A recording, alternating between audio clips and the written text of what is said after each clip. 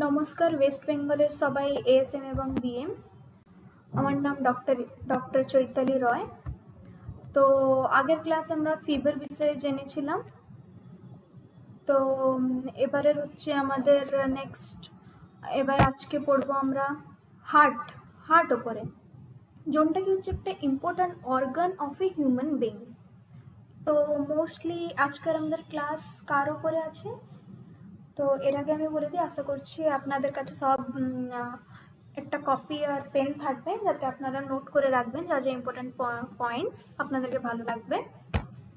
আজকের ক্লাসটা খুব ইম্পর্ট্যান্ট, অনেক ইম্পর্ট্যান্ট পয়েন্টস আছে, ডাটা আছে।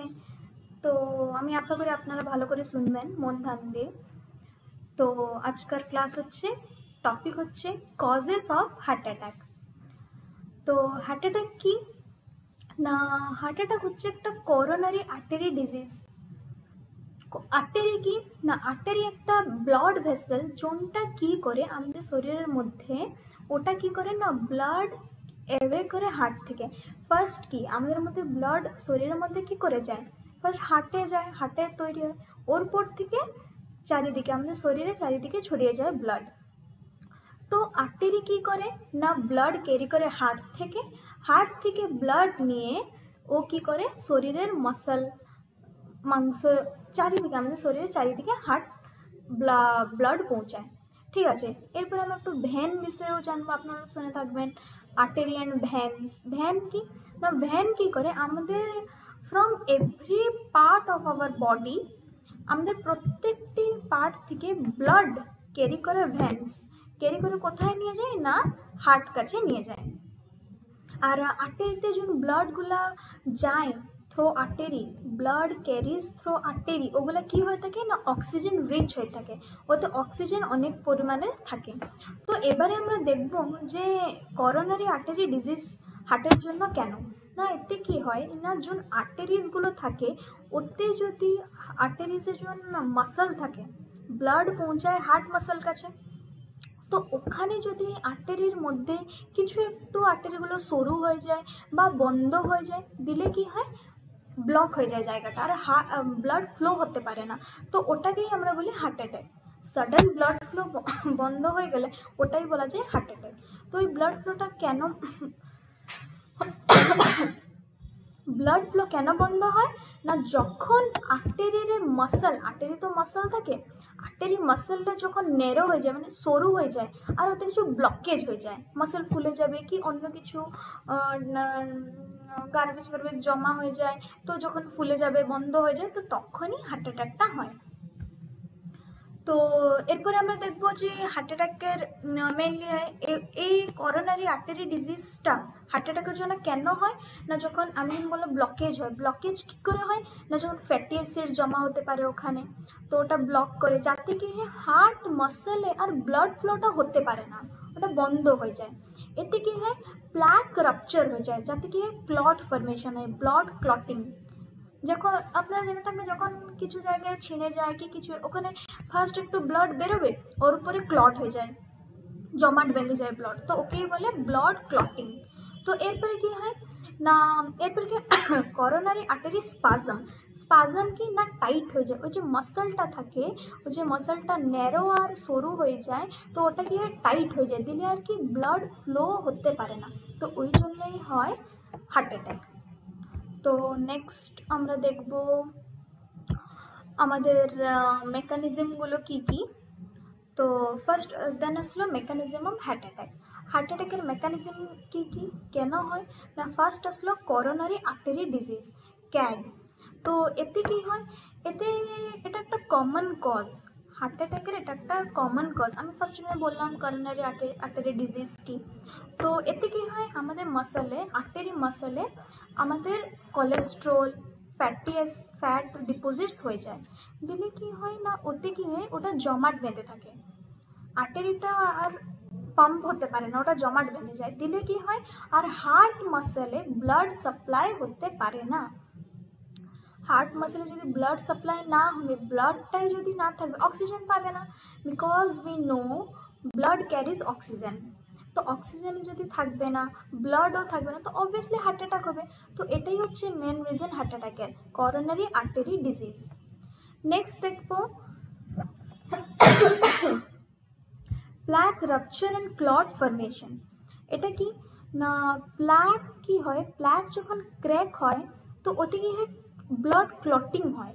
ব্লাড ক্লটিং হলে কি হয়, আমি বলেছি ব্লাড ক্লটিং হলে আর্টারি ব্লক হয়ে যায়। আর্টারি ব্লক হলে কি হবে না, ব্লাড ফ্লো হতে পারবে না। যদি ব্লাড ফ্লোই না হয় তো আমাদের হার্ট মাসলে ব্লাড কি করে যাবে?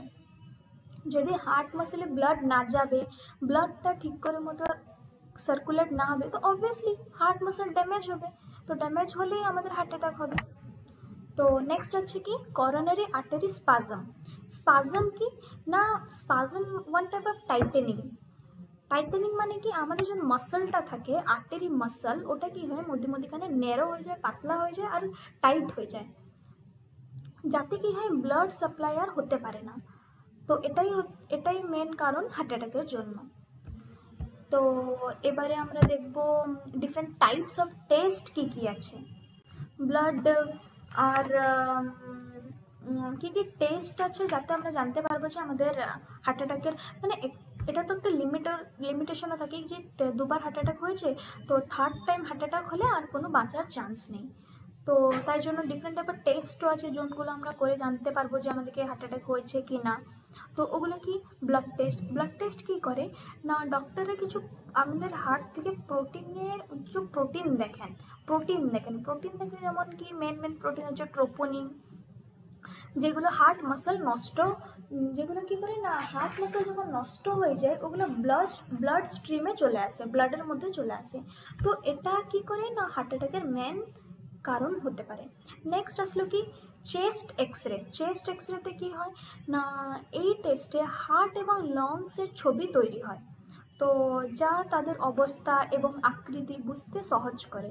তো এতে কি হয় না হার্ট আর আমাদের লাংসের ছবি আসে, যাতে আমরা দেখতে পারবো যে হার্টের শেপ ঠিক আছে কি না, ওর প্রসেস, ওর তাদের অবস্থা ঠিক আছে কি না, আকৃতি ঠিক আছে কি না, এবং এখানে যদি কোনো অন্য সমস্যা থাকে যেমন নিউমোনিয়া, সেটাও চিনতে হেল্প করে।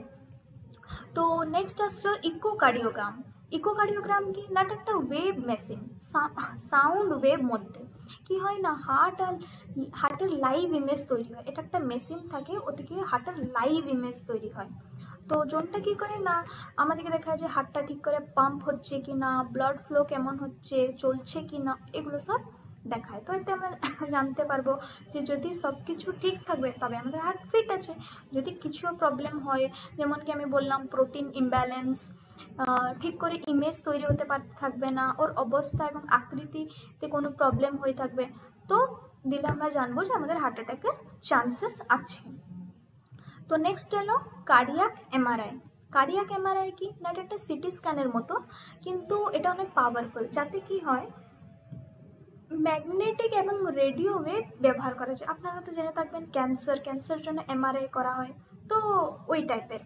তো ওটা কি হয় হাই হার্জের ম্যাগনেটিক এবং রেডিও ওয়েভ ইউজ করা যায়, যাতে কি হয় না হার্টের খুব ডিটেলে আমরা ছবি তৈরি করতে পারি। দেন নেক্সট হলো এনজিওগ্রাম কি, এখানে কি হয় না একটা পাতলা টিউব থাকে যাকে বলে ক্যাথেটার, ওটা কি করে আর্টারির মধ্যে ঢুকানো হয়, ঢুকে গিয়ে করা হয় না ইনজেক্ট করার পরে কি হয় না তারপরে এক্সরে দিয়ে দেখা হয় কি করোনারি আর্টারিতে কোনো ব্লকেজ আছে কি না, কি ওটা পুরো পরিষ্কার আছে, ঠিকসে ব্লাড ফ্লো হচ্ছে, তো এগুলো দেখা যায়, একেই বলে এনজিওগ্রাম। তারপর নেক্সট হলো স্ট্রেস টেস্টে কি হয় না একটা nuclear stress test, radio active tracer ব্যবহার করা হয়, যাতে কি হয় রেস্ট এবং অ্যাক্টিভিটির সময় হার্টে ব্লাড ফ্লোটা ইভালুয়েট করা হয়, মানে কোন রেটের আমাদের হার্টে ব্লাড ফ্লোটা হচ্ছে, যাতে কি হয় না হার্ট অ্যাটাকের ড্যামেজের পরিমাণ বুঝতে হেল্প করে, যাতে কি হয় যদি আমরা জানতে পারবো যে কোন রেটে আমাদের ব্লাডটা সাপ্লাই হচ্ছে, তো আমরা জানতে পারবো যে হার্টটা আমাদের কতটুকু ড্যামেজ হয়েছে, কতটুকু পরিমাণের সঠিক আছে, ঠিক আছে, তো এইসব আমরা জানতে পারবো। তো এরপর একটু দেখবো আমরা যে মোস্ট ইম্পর্ট্যান্ট কন্ডিশন কী কী যাতে হার্ট অ্যাটাক হয়। ফার্স্ট হলো হাই ব্লাড প্রেশার, যাকে বলে হাইপার টেনশন। যদি ব্লাড ভেসেলে প্রেশার বাড়িয়ে যায় তো ব্লাড ফ্লোতে প্রবলেম করে। আরেকটা হলো হাই কোলেস্ট্রল লেভেল, যাতে কি হয় না high density of lipoprotein deposit হয়ে যায়, ফ্যাটি অ্যাসিড ডিপোজিট হয়ে যায়। ফ্যাটি অ্যাসিড ডিপোজিট হলে কি হবে না আর্টারি ব্লকেজ হবে। আর্টারি ব্লকেজ হলে কি হবে না ব্লাড ফ্লো হতে পারবে না হার্টে। হার্টে যদি ব্লাড ফ্লোই না হয় তো অবভিয়াসলি হার্ট অ্যাটাক হবে। তো নেক্সট হলো diabetic. Diabetic is the main or important factor for heart attack. তো ওটা কি করে না ব্লাড ভেসেলকে উইক করে তোলে। যদি ব্লাড ভেসেল উইক হয় তো আমাদের অক্সিজেন সাপ্লাই ঠিক করে হতে পারবে না। যদি অক্সিজেন সাপ্লাই ঠিক করে না হয় তো আমাদের পিওর ব্লাড ফ্লো হতে পারবে না, দিলেও হার্ট অ্যাটাক হয়। তো এরপর কি smoking, it is the most common factor and we all know that having continue smoking causes heart attack. তো এতে কি হয় তাবাকো স্মোকের কি হয় না কেমিক্যাল ব্লাড ভেসেলগুলো ওতে যে কেমিক্যালসগুলো থাকে ওগুলো কী করে ব্লাড ভেসেলসকে ড্যামেজ করে তোলে। তো নেক্সট আসলো কি ওবেসিটি।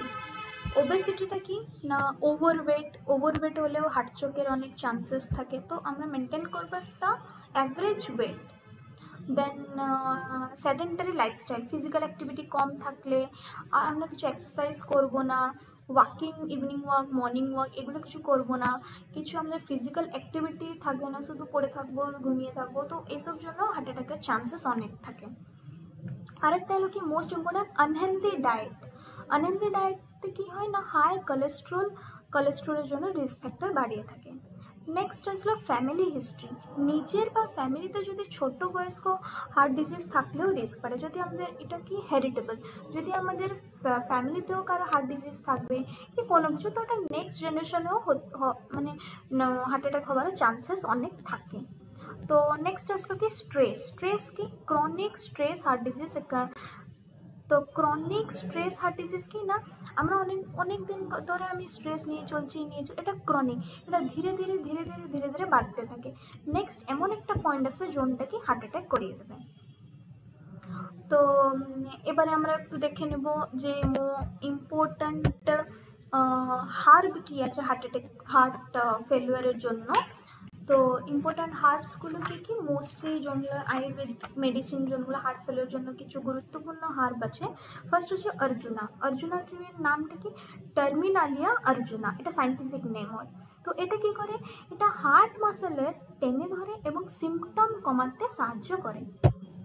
তো নেক্সট হলো রসুন হচ্ছে কি না গার্লিক, এটা কি করে না আমাদের শরীরের মধ্যে যা কোলেস্ট্রল আছে ওকে কমাতে এবং প্ল্যাক বিল্ড আপ করে কমায়, কোলেস্ট্রল কমিয়ে রাখে। তো নেক্সট হলো গুগল কি না কার্ডিওভাস্কুলার রোগের জন্য এটা অনেক উপকারী। তো নেক্সট হলো হলুদ কি টার্মারিক, এটা কি করে হলুদের মধ্যে অনেক অ্যান্টি অ্যাথেরোস্ক্লেরোটিক এবং অ্যান্টি থ্রম্বোটিক গুণ আছে যেটা কি হেল্প করে মানে হার্ট অ্যাটাকের রিস্ক ফ্যাক্টরটা কমানোর জন্য হেল্প করে।